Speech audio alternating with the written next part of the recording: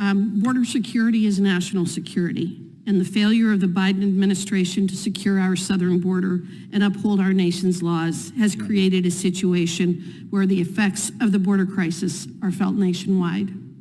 The number of people crossing the southern border last year dwarfs the number of people who live in the state of Wyoming. Since Biden took office, over 10 times the Wyoming population has crossed the southern border illegally. Statistics from the Wyoming Department of Criminal Investigation show a significant increase in fentanyl seizures within the state. And in 2022, the Wyoming Department of Health put out a notice titled "Fentanyl Burden Growing in Wyoming," as the number of synthetic opioid-involved overdoses deaths more than quadrupled between 2018 and 2021. This situation is simply unsustainable and it's untenable. Sheriff, you've stated that you have seen the good, the bad, and the ugly being a border county and working in a border county. Can you highlight for the committee where we were in 2013, 2018, and 2022 going into 2023 and how they might fall on that scale? Well, besides my collective statements I've made it during this hearing, I'd like to hit on mainly the aggravated attacks toward law enforcement. That has not been addressed today. We've seen I've always seen border issues in my 38-year career, but what I'm seeing now is something that I've never seen, where almost every other car runs from us, they try to assault us, and this is that fight and flight syndrome. That's why we don't get the give-ups. To give you an example, I'll give you a story. I got a deputy right now on administrative leave, where he made a traffic stop at 10 o'clock at night on a vehicle.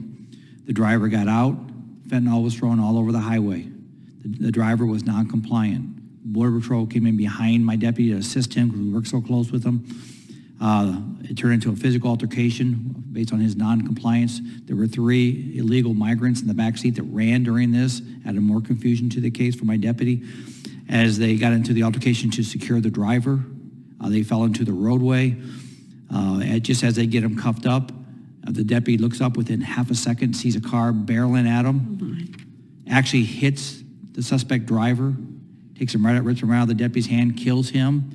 The deputy and the car keeps going. We suspect it was another smuggler driver.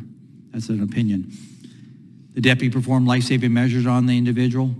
Medics got there, took over that. As the deputy went back to the car to check the trunk, which is standard, that's just what we do, open the trunk, a male migrant that was being smuggled illegally actually attacked my deputy a second time. Goodness gracious. When I got to the scene, moments later, the deputy made a comment to me, he goes, "Sheriff, I don't know how to prepare for this." And I go, "I don't know how you do it either." The bottom line is, this is a day in Cochise County where the assaults. We had an agent that was attacked on a trail south of my area toward the border. They took the officer tried to take his gun from him. 1 round was fired. They actually took a knife, tried to cut the agent's throat. My deputy, he fought off for 7 minutes before my deputy got there. The assaults we're seeing I've had deputies drugged by cartel drivers. I've seen them assault for no reasons, and the threats. I had the cartels across the line actually come across. We had a couple different sources. They're coming to my county to kill one of my deputies. A random hit. So I could talk all day on this, and I know you only got 5 minutes. Well, Sheriff, giving us that report and that information is incredibly important, and we all hold all of the folks down there in our prayers. Thank you, ma'am. One aspect that is important to remember is that President Biden has not only halted the enforcement of the nation's laws at the border, but he openly showcased his action to the world, which only further encourages this security and humanitarian crisis. In contrast, the Trump administration not only enforced our humane immigration laws, but it also made enforcement known to the world.